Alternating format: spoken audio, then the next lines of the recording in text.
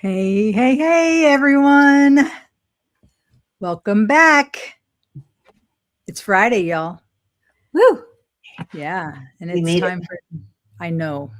And it is time for another fUNfiltered, and this is going to be fun today. Um, Marketing talk for authors. And in case there's someone on here who does not yet know us, my name is Shelly Brown, and I'm here with my favorite partners in crime, Carol and Sara. So say, hey, Carol and Sara.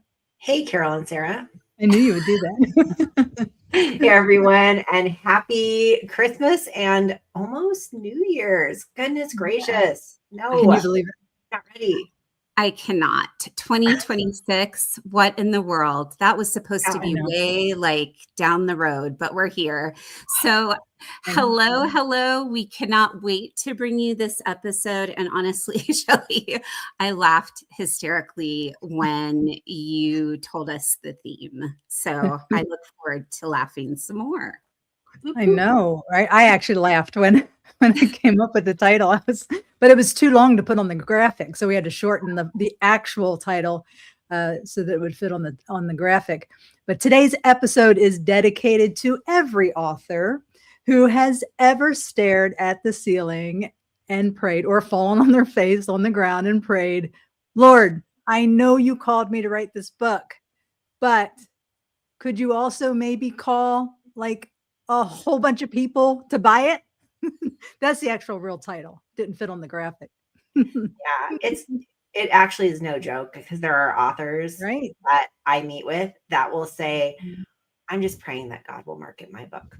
So it is one of the realest prayers that we can have. Yep. And it's basically like Psalm 23 for authors. Seriously. Yea, do I walk through the shadow of death? Oh, not that part. Okay. Well, you never know. It could be. But I will fear no evil, right? So we are starting this year with humor, with honesty, and a whole lot of hope as we go into 2026. And, God absolutely does call us to write, but he also invites us to steward the message. And today we're helping you to set up 2026 to be your most intentional, fruitful, best-selling year yet. Ooh, I'm excited for this one because Sara and I, we need to sell some books, right? We totally do. So let's talk first about the honest tension. So here's the tension. I wrote the book, so why aren't sales just happening? So let's just name it. If authors deeply hope the book would sell itself somehow, right? Like a holy chain reaction. One person reads it, tells 5 friends, who tell a book club, who tell a librarian, who tells Oprah. And you get a book, and you get a book, and you get a book. For real. Is she even on TV anymore? I don't even know. Yeah, well, she has her own network, so there's that. Okay. So, but then here's what happens. Reality hits. And your mom bought 4 copies. Your neighbor bought 1 out of guilt. And your Amazon dashboard is quiet, like crickets. Cricket. Well, here's the truth, though. Writing is obedience, but marketing is stewardship. Yeah. And God doesn't just call you to steward the message. He calls you to steward the pathway for people to find the message. Good. So today we're going to walk you through 4 things that every author needs to anchor in 2026. So number 1, clarity. Number 2, connection. Oh, actually, I got that a little wonky boo. Number 1, clarity. Number 2, consistency. Number 3, connection. And number 4, collaboration. Right. So pillar number 1, as Sara just said, clarity. Because confused people don't buy books. Confused people don't buy anything, right? And we're, of course, talking about books, but we need to start with the clarity. If someone asks you what your book is about and your answer is longer than 30 seconds, you don't have clarity just yet. Yeah, it's like when you ask someone and they start their response with, well, it's kind of hard to explain, but that's your sign. Yep. Right. So here are your clarity goals for 2026. Number 1, tighten your hook. Number 2, identify exactly who your reader is this year. And number 3, clarify the transformation you're offering, because people don't just buy a book, they buy transformation and something that's actually going to impact their lives. Yeah. Yeah. And if you're thinking, I already did that when I first wrote my book, no, your clarity is going to grow as your audience grows. So grow with your audience. Yeah, because a confused message is the fastest way for you to stall your sales. So now we're going to jump into from pillar number 1, clarity, to pillar. I had the little word salad first, Shelly, today. So there we go. I set the stage. Pillar number 2 is consistency. Your book won't sell if you only talk about it when you feel inspired. Because y'all, we are tired. We are not inspired. We are tired. So we have to be intentional and we have to be consistent. Consistency, it's not intensity. It's not you're jumping down somebody's throat. It's really small steps that you're taking stacked over time. Yeah, sure. So two posts a week beats the flurry of 29 posts and disappear for 3 months. Yeah. So how does that impact your 2026 goals? Number 1, you're going to have 1 weekly value post. Number 2, 1 weekly story or behind the scenes moment. And number 3, 1 weekly soft little nudge towards your book. Yeah. And we're going through these a little bit quickly, obviously. So rewatch this and pause and take notes. And we're giving you examples of what you can do. But this is not about self-promotion, right? This is serving the reader who needs what you wrote. All right. Right. So the next pillar that we have is pillar number 3. And that is connection. So we're going to stop trying to sell our books and start trying to build relationships. If you want real book growth strategy for 2026, here it is. Build relationships, not announcements. So good. Readers buy from authors that they feel connected to, not authors who are just shouting into the void. Yeah. So we're going to share 3 connection habits for the new year. Okay. And I think Heather's going to pull up the first one. And Heather, if you'll keep it up there while I explain what this one does. But the first one is comment on the posts of your ideal reader. Now, this means that you stop waiting for people to come to your page and you start showing up where they already are. All right. You read their posts, you respond thoughtfully, encourage them, not with, hey, I wrote this book about whatever, right? Just be human, be real, be authentic, be compassionate. Think about them, not about us, right? Over time, familiarity will build trust, and that trust is what opens doors. Okay, so that's the first one. Comment on the posts of your ideal reader. Number 2 is start conversations, not pitches. Okay. If your first interaction with someone sounds like a sales message, you've skipped a step. Ask questions, be curious, listen. When people feel heard, they lean in. The book can come later, but connection always comes first. Okay. So that's number 2. And the third one is share stories, not stats. So people don't connect with numbers. They connect with moments. So instead of saying my book has helped hundreds of people, right? Tell the story of just one reader. Those stories are impactful. One conversation, one email that stuck with you. Stories invite hearts into the message, and hearts are what move people to buy. All right. So I happen to have somebody doing yard work right outside my window. Can you hear it? Is it super loud? It's not too loud. Okay. I'll go mute when I'm not talking. But, as Shelly just shared, when people feel seen, they trust you. And when they trust you, they're going to buy from you.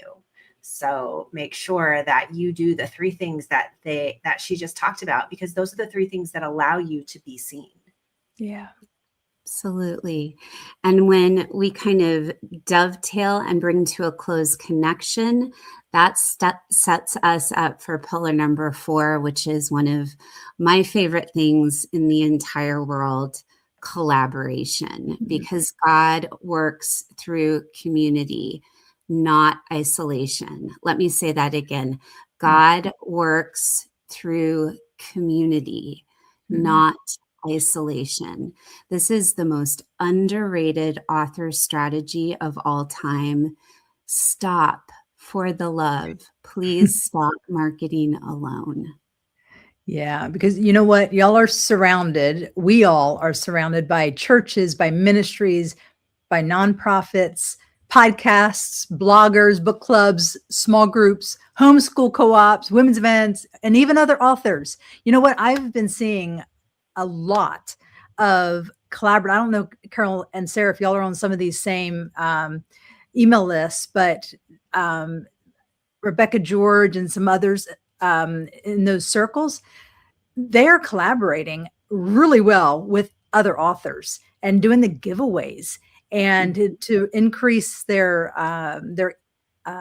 email lists. And it's really brilliant what they're doing. So don't negate other authors. Remember, we're not competing, we're collaborating, right? And so collaborate with other authors as well.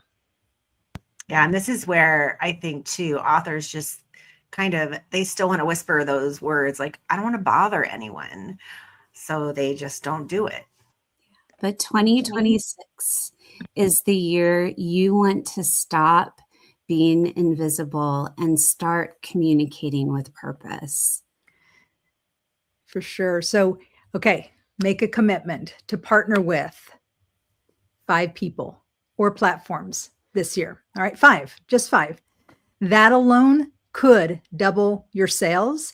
And if it doesn't right away or more, how do I say this? I'm talking all over myself.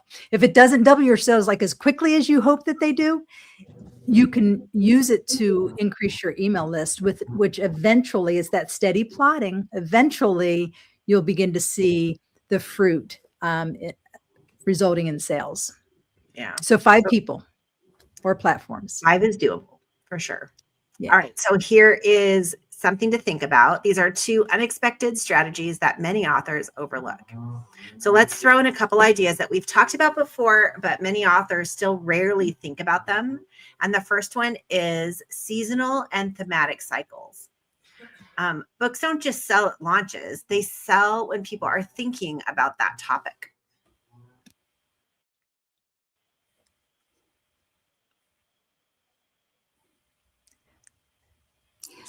Sara. Yes, exactly. Marriage books. Am I gone? Did Nope, I you're fall back. off the universe? Okay. You are Sorry, back. just a little break and pause in the programming for today. Yes, marriage books, for instance, they're going to sell really well on Valentine's Day. Devotionals often go big in January because people are jumping into that fresh start. Grief books, they move around a lot of days. Mother's Day, Father's Day, holidays, any season where it's hard to walk through and navigate loss. Yeah. So if you plan these cycles now, you'll be ready with the right posts and content at the right moments. All right. So seasonal and thematic cycles for sure. We actually did an entire fUNfiltered, I don't know, maybe a couple months ago. So, and so many don't take advantage of that. It's pure gold. So maybe search our YouTube channel and go back to that episode, because it is really powerful. So the second thing is borrowed trust rings. Again, we've talked about this before as well. It's also known as leveraging other people's audiences. Your book doesn't need a giant audience. It just needs the right communities who already trust someone else. Right. So you could find leaders, pastors, influencers, organizations your reader already listens to. And instead of asking them to promote your book, ask, how can my message serve your people? Yeah, that posture of serving, it opens doors all year long. Yeah. Okay, so here's some real talk. I'm going to go back to what I said a couple minutes ago. The idea that you don't want to bug people or be too self-promotive. So let's hear about the fear of being, or let's talk about the fear of being annoying or too self-promotive. Yeah. We hear this constantly from people. I don't want to bother anyone. I don't want to seem salesy. I don't want to push my book on anyone. I don't want to push myself on anyone. Yeah. So let me speak into that, if I might. If God called you to this message, if it truly has the power to help someone, then hiding it is not humility. It's withholding help. I'm going to say that one more time. Hiding it is not humility. It's withholding help. And marketing does become ministry when you shift from buy my book to I believe this can meet you right where you are. Yeah. So good. So good. All right. So to wrap this up, we are going to offer you a prayer to carry into 2026. And we're going to do so by really asking the question, can we upgrade the prayer that authors have been praying? Can we take it to that next level where we have a spirit of just authenticity and connectivity to our purpose, to our mission, and to the message that God has entrusted to us?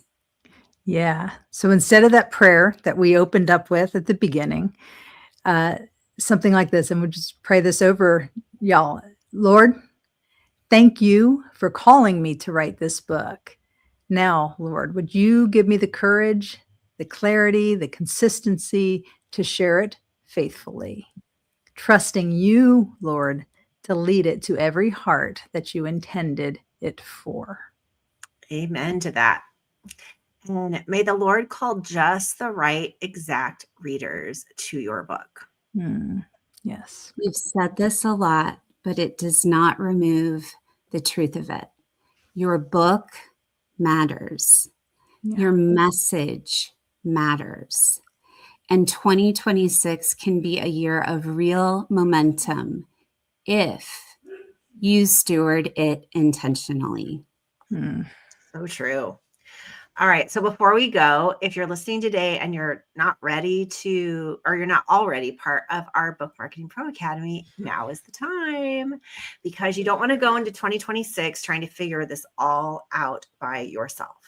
So inside BMA, you're going to get weekly support. We have real training with real people, real community. We have people who actually cheer for your book and walk you step by step. So if you've been on the fence, come and join us. It could be the single most helpful thing for your new year as you market your book. Yeah. You can do that at bookmarketingproacademy.com. Yeah, it's on the screen there. Thank you, Heather. All right, friends, that's all we have for you today during this fUNfiltered episode. And we will see y'all next time. Real, raw, fun, and unfiltered marketing talk just for y'all. Till next time. See y'all. Till next time. Bye, everyone.